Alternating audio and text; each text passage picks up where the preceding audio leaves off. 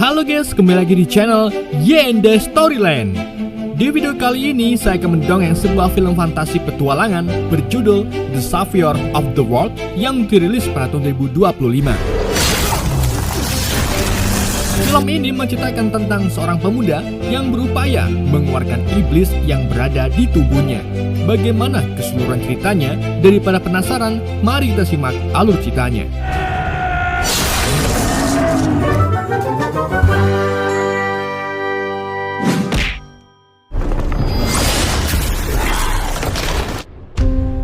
Film dibuka dengan munculnya reinkarnasi ribuan tahun berupa bangkitnya iblis kuno. Kehadiran iblis kuno sendiri merupakan malapetaka bagi dunia manusia. Bahkan dengan kekuatannya, iblis kuno mampu menguasai 3 alam. Namun, para dewa dan demon tidak bisa ikut campur karena perjanjian yang mereka buat untuk tidak mencampuri dunia manusia. Sedang Sakte Tiansu yang letaknya tak jauh dari sungai Wangchuan bersiap untuk menghadapi iblis kuno tersebut. Meski Sakte Tiansu melawan iblis kuno, banyak yang akan tewas dalam prosesnya. Dan untuk mencegah iblis kuno bangkit secara sempurna, tetua Sakte akan menempa sebuah pedang Tianxi yang dibuat menggunakan roh anggota Sakte yang tewas dalam pertempuran. Hal itu merupakan satu-satunya harapan yang bisa dilakukan oleh Sakte Tiansu.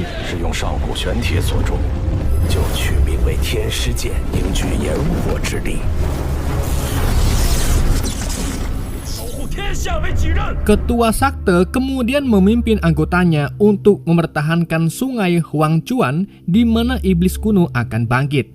Sungai Wangchuan sendiri merupakan sebuah tempat yang menjadi perbatasan antara 3 alam. Dan konon katanya sungai Wangchuan merupakan awal mula semuanya berasal.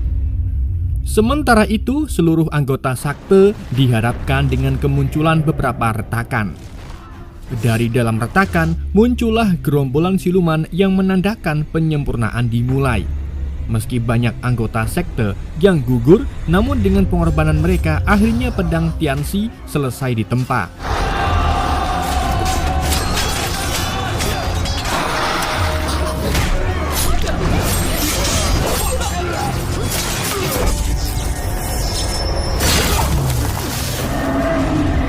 Di saat itu juga iblis kuno berhasil bangkit. Untuk mencegah iblis kuno bangkit sempurna, pemimpin Sakte dengan pedang Tianxi di tangannya segera menancapkan pedang tersebut ke mata iblis kuno. Namun, usahanya belum berhasil karena pedang yang ia tancapkan masih terlalu dangkal. Sedangkan istri pemimpin Sakte yang melihat suaminya gagal segera melanjutkan usaha yang suaminya lakukan. Meski iblis kuno berhasil dihancurkan, namun dalam prosesnya, aura iblis kuno mulai merasuki janin yang ia kandung. Begitu juga dengan pedang Tianxi-nya.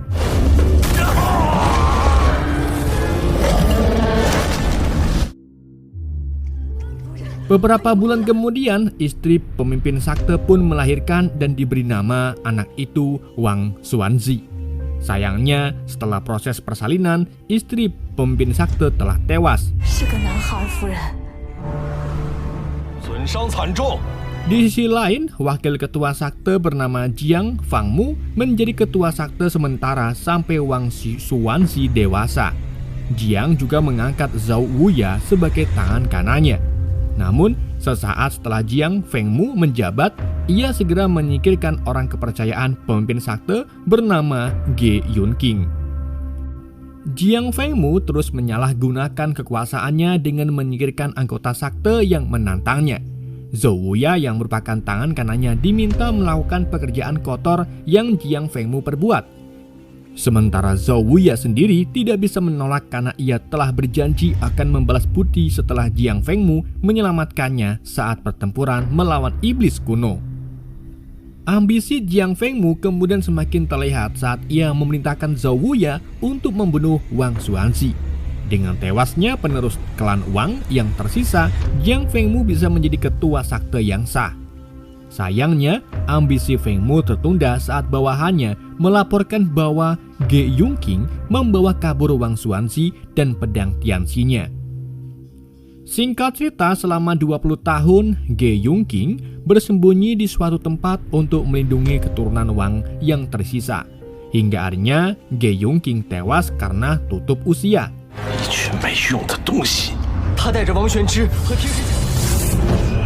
Kini, Wang Xuanxi telah dewasa dan berlatih menggunakan pedang Tianxi.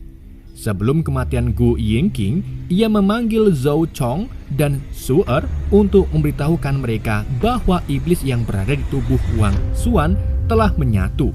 Begitu aura iblis menelan jantungnya, maka iblis kuno akan terlahir kembali.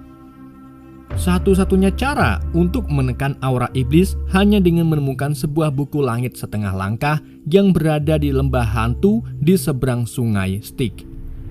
Saat mereka melewati sungai Wangchuan, Jiang Fengmu yang selama ini mencari berhasil menemukan mereka dengan bantuan cermin ruang dan waktu.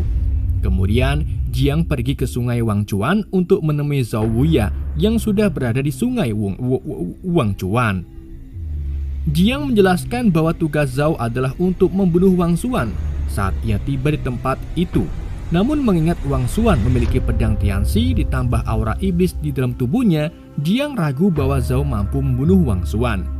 Untuk itu, Jiang menyarankan agar Zhao menggunakan roh siluman lukisan beberapa tahun yang lalu. Dengan menggunakan lukisan tersebut, Zhao bisa menambah roh primordial untuk menambah kekuatannya. Namun, Zhao membutuhkan ratusan nyawa manusia sebagai tumbal. Meski ritual yang dimaksud membutuhkan tumbal, Zhao tetap menuruti Jiang karena tidak mempunyai pilihan lain.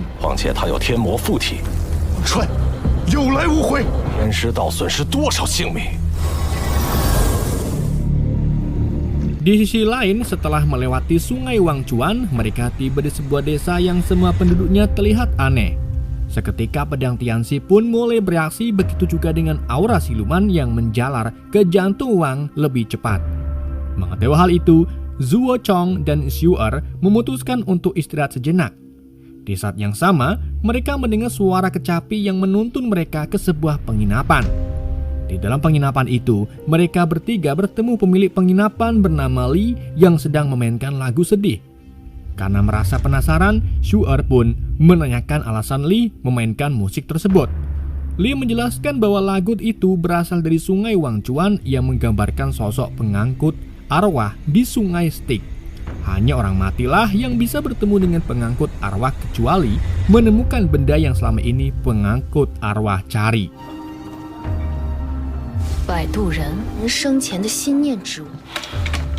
Setelah Li mengantar Wang Xuan ke kamarnya, Wang merasa bahwa Li sedang menyembunyikan sesuatu. Sementara Li menemui Zhao untuk menyampaikan bahwa ia telah melakukan hal yang Zhao minta. Namun, Zhao belum puas. Zhao memintakan Li membawa ke istana bawah tanah dan tiba di dermaga pengangkut arwah. Sedangkan Li hanya bisa menuruti keinginan Zhao karena ia tidak mempunyai pilihan lagi, kata Kuple. Beberapa saat kemudian, setelah Wang Xuan tertidur, Su Er mengeluarkan sebuah giok yang mengingatkan pada kedua orang tuanya. Dan ketika Su Er terlelap, seorang pria bertopeng muncul dengan menunjukkan giok yang sama seperti milik Su Er. Di saat yang sama, Wang Xuan terbangun dan langsung mengejar pria bertopeng tersebut. Sementara Su Er yang mengikuti Wang Xuan melihat pria bertopeng memiliki giok yang sama dengannya. Dan karena hal itulah Su Er pun segera mengejar pria bertopeng itu. Meski keduanya sempat terlibat pertarungan, namun bela diri Su Er masih jauh di bawah pria bertopeng.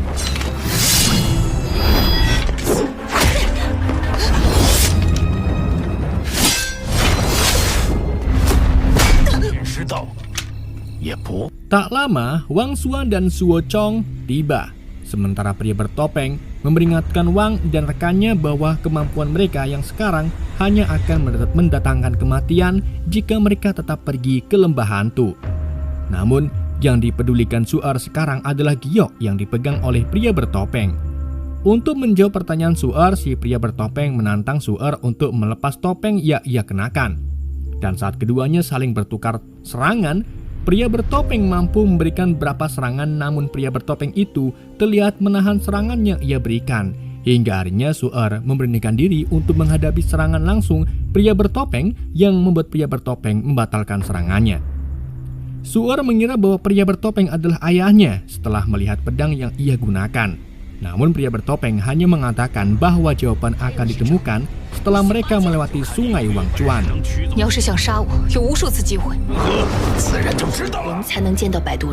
Setelah semua itu, Li mulai penasaran kenapa Wangchuan dan yang lain pergi ke lembah hantu. Mengetahui Li mengetahui tentang sungai Styx, Wangchuan pun menceritakan tentang kondisinya. Jadi untuk mencegah bencana kembali muncul, Wangchuan membutuhkan buku setengah langkah yang ditulis oleh Bodhisattva, atau bisa dikatakan sebagai buku surgawi. Di sini juga diceritakan bahwa mula Su'er bertemu dengan Suchong dan Wang. Su'er yang tinggal di gunung tidak pernah bertemu dengan kedua orang tuanya, hingga suatu ketika seorang mengirimkannya surat yang berisi bahwa kedua orang tuanya berkaitan dengan buku surgawi. Setelah membaca surat tersebut, Su'er pun menuruni gunung dan kebetulan bertemu Wangchuan dan Suchong yang sedang mencari buku surgawi.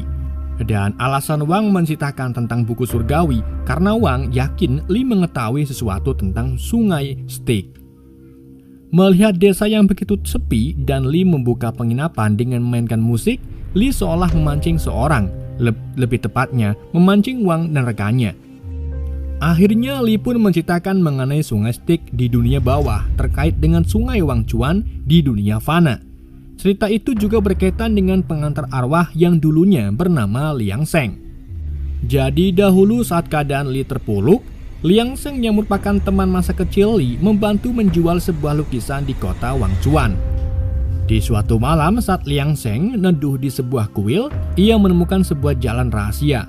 Liang Sheng yang terus mengikuti jalan rahasia dihadapkan dengan sebuah peti mati. Dan ketika Liang Sheng membuka peti mati tersebut, ia melihat sebuah lukisan wanita di dalamnya. Dan seketika muncullah wanita cantik bernama Ri. Ri berjanji akan menikahi siapapun yang membuka lukisan tersebut. Kemudian Liang Sheng membawa Ri ke kota Wangchuan dan mereka hidup bersama. Namun kebahagiaan tersebut tidak berlangsung lama saat rumor mengenai wanita cantik tersebar berbagai penjuru. Orang-orang pun berkumpul di depan rumah Liang Sheng hanya untuk melihat kecantikan Ri. Begitu pula dengan Zhou Wuya yang kala itu dikirim Jiang untuk mencari keberadaan Wang. Zhou Wuya yang masih memegang prinsip kebenaran memperingatkan Ri yang sesosok siluman untuk tidak berbaur dengan manusia. Jika Ri masih memaksa maka ia akan turun tangan langsung. Dan ketika Zhou Wuya melihat Liang Sheng membelikan tusuk konde untuk Ri, rencananya pun mulai diubah. Di malam harinya, Liang Sheng teringat perkataan Zhou Wuya bertemu dengan Li. Dengan terpaksa Liang Sheng menikahi Li untuk membuat Ri menyerah dan meninggalkannya. Sebelum Liang Sheng membuat keputusan menikahi Li, Zhou Wuya sempat mengatakan bahwa ia telah menyandra Ri. Zhou Wuya akan melepaskan Ri asal Liang Sheng melepaskan Ri untuk pergi. Demi membebaskan, Liang Sheng mengatakan ia dan Ri tidak bisa bersama karena Ri sesosok siluman. Meski begitu, Ri tetap datang di acara pernikahan dengan penuh amarah. Hingga akhirnya Liang Sheng mengatakan bahwa sebenarnya ia tidak pernah mencintai Ri. Sementara Ri yang mendengar hal itu sempat terkejut dan tiba-tiba Zhou Wuya menusuk Ri dari arah belakang. Melihat Ri yang sekarat, barulah Liang Sheng menyesal. Liang Sheng mencoba memberikan tusuk konde sebagai bukti cintanya kepada Ri. Namun semua itu sudah terlambat saat Ri dikirim kembali ke dalam lukisan. Liang Sheng yang melihat hal itu pun mencoba menagih janji untuk melepas Ri. Namun bagi Zhou Wuya, siluman tetaplah siluman dan membunuh siluman merupakan tugas Zhou Wuya. Zhou Wuya yang menganggap Liang Sheng sudah tak berguna, segera membunuhnya dan lukisan Ri dikembalikan di peti mati. Sementara Liang Sheng yang tewas tiba di dermaga sungai Styx untuk menyeberang. Namun ia menolak untuk bereinkarnasi karena masih ada penyesalan selama hidupnya. Sang pengantar arwah yang mendengar hal itu tidak bisa membiarkan roh tanpa menyeberangi sungai Styx. Hingga akhirnya sang pengantar roh menawarkan untuk menjadikan Liang Sheng sebagai pengantar roh. Namun sang pengantar roh memperingatkan bahwa satu hari di dunia fana sama dengan 1000 tahun di sungai Styx. Meski begitu, Liang Sheng tetap menerima tawaran pengantar roh untuk menggantikan pekerjaannya demi bertemu kembali dengan Ri.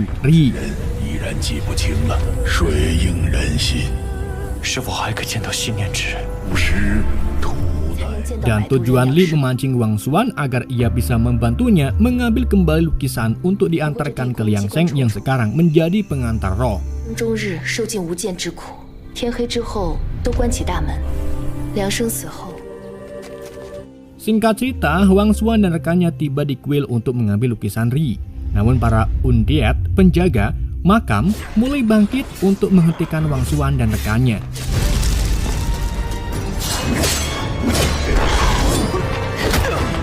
Mengetahui para undead mampu beregenerasi, Wang Xuan pun lebih memilih untuk tidak melawan para undead. Setelah beberapa saat, mereka tiba di istana bawah. Namun para undead yang terus mengejar yang membuat Wang memutuskan menahan para undead bersama Zhou Chong. Sementara Su'er dan Li pergi mencari jalan keluarnya. Ketika Su'er dan Li berhasil menyambungkan sebuah jembatan yang terputus, beberapa undead terlihat pergi ke arah Li. Dan karena hal itulah Wang Xuan segera melindungi Li.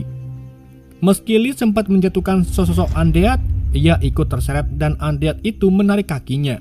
Untungnya, Wang berhasil meraih tangan Li tepat waktu. Sementara Li sempat meminta maaf karena telah membawa Wang dan rekannya dalam bahaya. Li terpaksa melakukan hal itu demi menyelamatkan Liang Sheng dari penantiannya. Namun undead yang masih bergelantungan bersamanya tiba-tiba menusuk Li. Mengetahui ia tak bisa selamat, Li memberikan tusuk konde dan meminta Wang untuk mengakhiri penantian Liang Sheng dengan menunjukkan lukisan Ri kepada Liang Sheng. Dengan meraih tusuk konde tersebut, Wang melepaskan tangannya yang membuat Li terjatuh bersama undead. Tiba-tiba dari arah belakang, ketua undead menyerang Wang. Mengetahui undead di hadapannya abadi, Wang pun membawa undead jatuh ke jurang bersamanya. Sebelum mereka berdua tiba di dasar, Wang dan undead sempat terlibat pertarungan, hingga akhirnya aura iblis mulai menelan jantung Wang. Seketika Wang pun muncul dengan diselimuti aura iblis dan dengan mudah membunuh para undead. Meski Wang hendak menyerang Su'er dan Zhou Chong, ia masih bisa mengontrol dirinya dan sempat turu. Di tempat lain, Zhou Wuya yang mulai menyerap roh manusia mulai mendapatkan kekuatan tambahan. Sementara itu, Zhou Chong yang melihat Wang sempat termakan aura iblis sempat menanyakan apakah Su'er akan membunuh Wang. Zhou Chong khawatir jika buku surgawi tidak bisa membantu Wang dan Wang berakhir membangkitkan iblis kuno. Meski begitu, Su'er masih mempercayai Wang. Mendengar hal ini, Zhou Chong ikut mempercayai Wang bahwa suatu saat dia akan menjadi ketua sakte hebat dan ia menjadi wakilnya. Beberapa saat kemudian setelah Zhou Chong tertidur, Wang pun kembali sadar. Wang yang mendengar pembicaraan Su'er dan Zhou Chong meminta untuk pergi meninggalkannya. Wang juga menunjukkan aura siluman yang hampir menelan jantungnya. Wang merasa ia tidak bisa menahan aura iblis lebih lama. Meski demikian, Su'er mencoba meyakinkan bahwa buku surgawi mampu menekan aura iblis. Dengan begitu, Wang bisa menjadi ketua sakte didampingi oleh Zhou Chong. Namun, setelah kedua rekannya terlahap, Wang memutuskan untuk pergi mendapatkan buku surgawi seorang diri karena itu merupakan takdirnya. Sebelum Wang tiba di dermaga Sungai Styx, ia dihadang oleh Zhou Wuya. Wang yang mengetahui perbuatan Zhou Wuya menganggap Zhou hanyalah seorang pengkhianat. Namun bagi Zhou, semua itu ia lakukan untuk membalaskan dendam. Selama 20 tahun ia dijadikan anjing peliharaan oleh Jiang. Tak sampai di situ, Jiang menawan ibu Zhou yang membuat Zhou terpaksa patuh. Setelah Zhou menguasai roh primordial, ia bisa menyingkirkan Wang dan Jiang untuk menjadikannya ketua sakte. Karena keduanya saling berlawanan, akhirnya pertarungan pun dimulai.